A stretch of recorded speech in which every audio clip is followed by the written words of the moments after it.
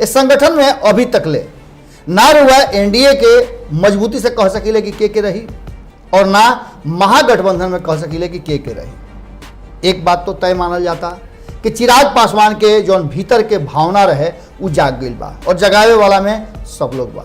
दूसरा तरफ Bharatiya Janata party wait and watch के स्थिति में बा। बिल्कुल यही स्थिति में कांग्रेस भी बा।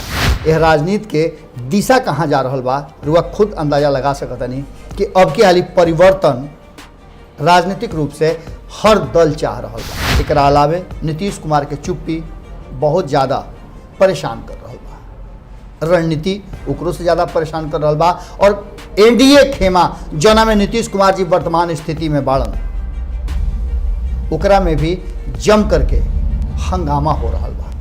भीतर ही भीतर मामला पूरा औंजा गई बा और यहाँ औजैला के असर भी देखे के मिलता। कहल जाता कि अब जॉन लालटेन 2015 में नीतीश कुमार जी अपना माथा पर लेकर के घूम रहन, वो लालटेन के रोशनी अब चिराग से रोशन हुई। बिहार के मुख्यमंत्री रहते हुए बिहार में जब 2014 में करारा हार मिलल तो वह गरीब अपना के इस्तीफा दे करके और दलित मुख्यमंत्री के जौन मांग उठत रहे बहुत लंबा समय से ओकरा के पूरा कैलन। हालांकि ओकरा पहले कांग्रेस ही काम कर चुकल रहे।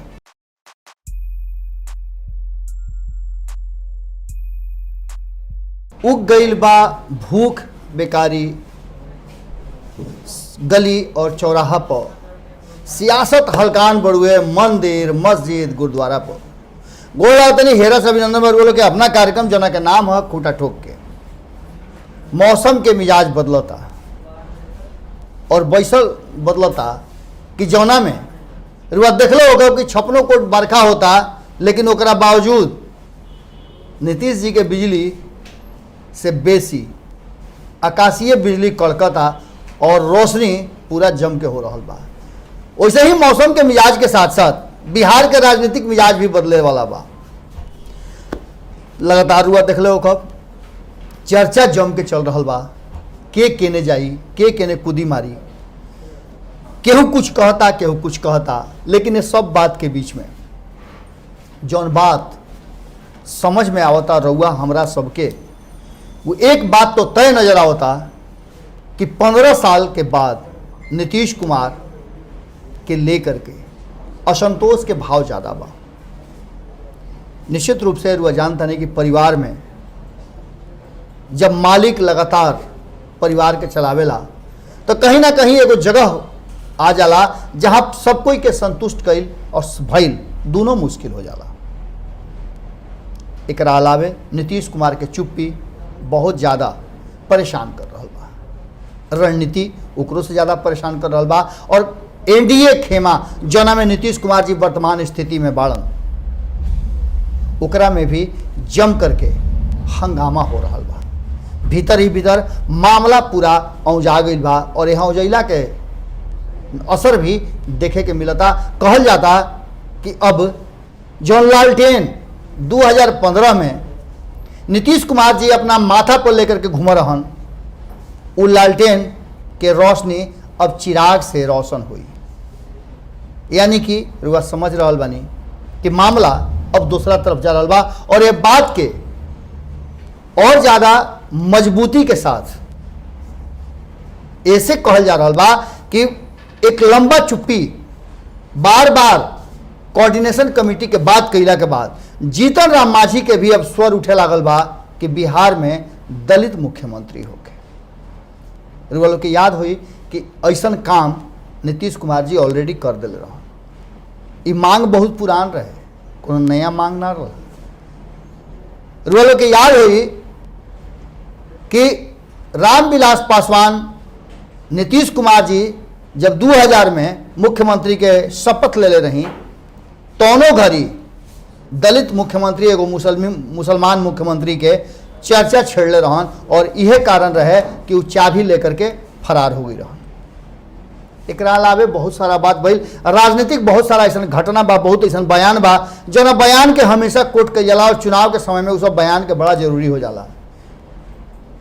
जहानाबाद में एक मंच पर लालू प्रसाद और रामविलास पासवान दोनों जना एक दिन भाषण कैले रहे लोग। पहला भाषण लालू प्रसाद के भई रहे और वो भाषण के बाद उनका कहल शब्द पर ऊपर भगवान और नीचे पासवान के नारा दिले रहन और बिहार के राजनीति में आपन मजबूत पकड़ के घोषणा कैले रहन और वो पकड़ रुआ बिहार के राजनीति में देखत होखब।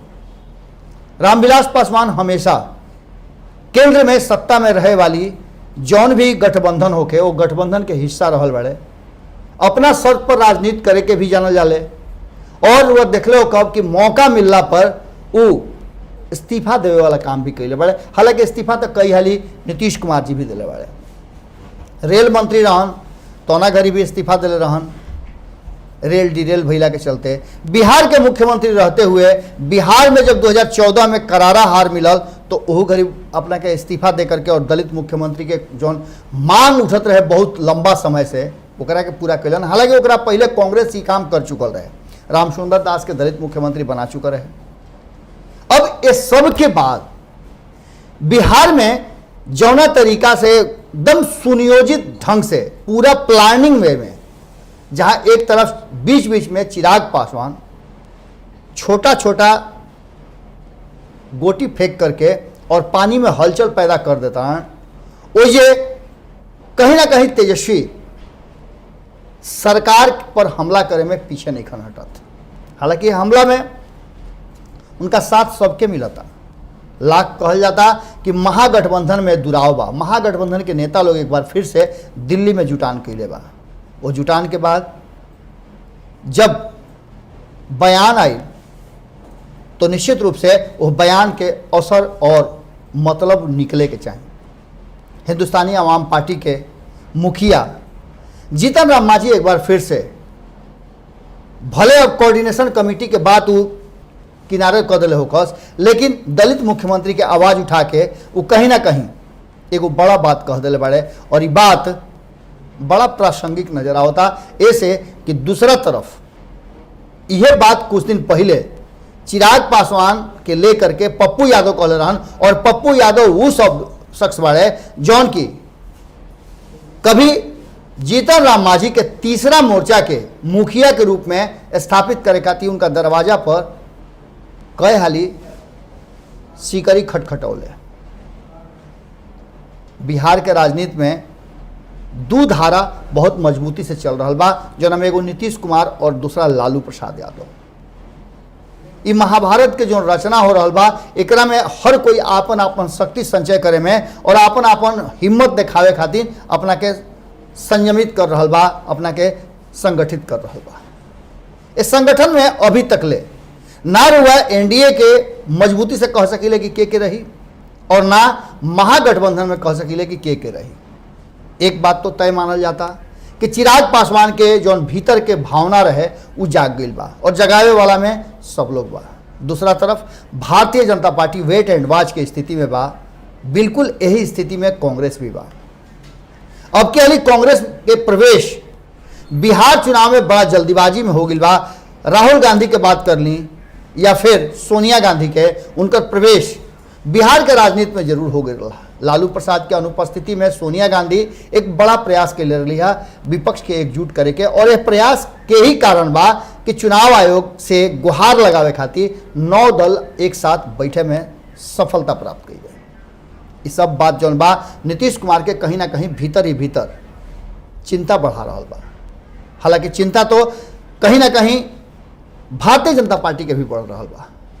सबसे ज़्यादा चिंता के कारण सुशील मोदी खातिर बा कि अगर नीतीश कुमार के बिहार के जनता अब के हाली उनका मन मिजाज के अनुसार और उतना वोट नहीं दे पाओ जना से कि उस सत्ता में कायम हो सकस, तो सुशील मोदी के कुर्सी तो जाना तय बा। और अब के सुशील मोदी के कुर्सी जाए के मतलब होता कि सुशील मोदी के राजनीतिक रूप से समाप्त हो जाना।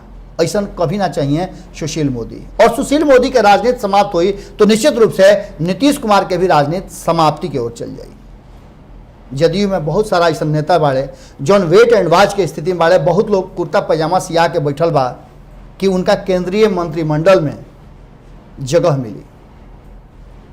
ये समझौता पर भी चर्चा जम के चल रहा बा। रोलो तो बहुत पहले कहले रही बहुत सारा मीडिया चैनल से लेकर के राजनीतिक घराना में चर्चा भई रहे कि नीतीश कुमार और भूपेंद्र यादव के साथ साथ संजय जायसवाल, सुशील मोदी सबके बीच में बातचीत हो गई बा और 12 गो जौन एमएलसी के सीट बा ओकरा पर सब कुछ फाइनल हो गई बा। लेकिन वो घड़ी भी भारत लाइव रुआ के बतौले रहे, हम खुद बतौले रहे, संपादक नमन मिश्रा जी एकरा पर पूरा विस्तृत ब्यौरा दिले रहन कि नीतीश कुमार जी इतना कच्चा खिलाड़ी ना हवे कि वो अपन हर पत्ता विरोधी के सामने रख देस या फिर उनकर का योजना बा वो अपना टीम के सदस्य के भी बता देस। कारण कि वो जानते बानी कि मैच फिक्सिंग बड़ा जबरदस्त होला। अगर कहीं मैच फिक्सिंग हो गई तो नीतीश कुमार के कप्तानी में बड़ा हार मिल सकेला और यह कारण बा कि नीतीश कुमार आपन पत्ता ना खोले ले। ये बात अब तय मानल जा रहा बा कि कहीं ना कहीं नीतीश कुमार वो 12 गो सीट के ट्रम्प कार्ड के रूप में प्रयोग करता रहे। रुआ सोच सकिले कि विधायक खरीदे से ज्यादा, विधायक के अपना दल में मिलावे से ज्यादा वो एमएलसी के मिला रहल बड़न। एकरा से रुआ अंदाजा लगा सकता नहीं कि वो अपन तैयारी दोनों तरफ कर रहल बड़न। एमएलसी के ले आवे के मतलब बा कि बिहार विधान परिषद में नीतीश कुमार सबसे बड़ा दल के रूप में सामने रही हैं। आवे वाला समय में नीतीश कुमार अगर सत्ता में नहीं खन तो विपक्ष में उनका मजबूत कुर्सी मिले, यह बात के तैयारी कर चुकल बाड़े। रुआ समझ सकता नहीं कि तैयारी जबरदस्त ढंग से हो रहा बा और जौना तरीका से चिराग पासवान लालटेन के रोशनी बढ़ावे खातिर आगे बढ़ रहा बाड़े, यह बात से निश्चित रूप से कहीं ना कहीं मामला कुछ नजर आवता है। अब यह राजनीति के दिशा कहाँ जा रहा बा रुआ खुद अंदाजा लगा सकता नहीं कि अब की हाली परिवर्तन राजनीतिक रूप से हर दल चाह रहा बा। युवा नेतृत्व के लगातार आवाज उठ रहा बा, चाहे ओकरा खातिर महागठबंधन के दल होखस या फिर एनडीए के दल होखस। भारतीय जनता पार्टी में भी लगातार ये बात उठ रहा बा कि नेतृत्व परिवर्तन होके चाहिए। संजय पासवान के बात समझ ली, सचिदानंद राय के बात सुन ली रुआ, टूना पांडे के बात कहीं, गोपाल नारायण सिंह के बात कर ली, अश्विनी चौबे के बात करी या चुप्पी सरले रुआ गिरिराज सिंह के बात कर ली। सारा लोग भीतर ही भीतर अब नेतृत्व परिवर्तन के बात करता। वही जे महागठबंधन में तो पुरजोर तरीका से बात उठ रहा बा कि अब सत्ता युवा के हाथ में होके चाहिए, जौन की बाढ़ में, सुखाड़ में, चमकी बुखार में, कोरोना में कहीं भी दौड़ के पहुंच सके और लोग के, जनता के सेवा कर सके। नीतीश कुमार लगातार पिछला 4 महीना से अपना घर में कैद बा और उनका साथ साथ पूरा मंत्रिमंडल कैद बा। हाल फिलहाल में रुआ देखले हो कब कि एक दिन पहले भारत लाइव से जब एनएमसीएच में छापामारी होता हो जाके लोग के दुख दर्द मत दिखावल जाता और व्यवस्था के पोल खुलता तो हार थाक के नंगे पांव दौड़ल ओया पहुंचत रहे स्वास्थ्य मंत्री। एकरा मतलब बा कि रुआ पहले से तैयार नहीं थी। केंद्रीय टीम आवता तो रुआ पर कई तरह के आरोप लगावता, रुआ व्यवस्था के अव्यवस्थित बतावता, फिर भी रुआ ठेकर के तरह कहता नहीं कि ना हमार तो व्यवस्था सब ठीक बा और हमार बड़ाई हो रहा बा कि हम इतना बढ़िया कोरोना में काम कर रहा बानी। खैर ये सब बात तो अलग बा, लेकिन जहाँ तक चुनाव के बात बा और रणनीति के बात बा, अब ये बात ईवीएम मशीन के बिहार में प्रवेश से पक्का हो गई बा कि चुनाव अपना नियत समय पर हुई और यह चुनाव में अगर कहीं लालटेन के रोशनी में चिराग के रोशनी भी मिल जाए तो कोई बड़ा अतिशयोक्ति ना हुई। कैसा लागल विश्लेषण जरूर बताइए सब है। ऐसे कि जब 2 गो हारल आदमी एक जगह इकट्ठा होले तो जीत के आशा बढ़ जाला। कारण कि हार बहुत कुछ सिखावेला और हार जीत के पहला कदम होला। फिर कल ही ठेहा पर भेंट हुई जना के नाम हो खुटा ठोक के। अगर रुआ अब तक ले सबसे ज़्यादा देखल जाए वाला चैनल के सब्सक्राइब नहीं कैले तो बहुत कुछ मिस करता नहीं। एक साथ साथ हौसला अफजाई खातिर रुआ चाही कि रुआ एह टीम के हिस्सा बनी। भारत लाइव रुए लोग कह सब्सक्राइब करके घंटी दबाई, मुफ्त में फ्री में रुआ सारा खबर भेटाई और संगे संगे नया टीम के नया जोश और नया नया खुलासा रुआ देखे के मिली। फिर कल भेंट हुई, गोड़ लागत।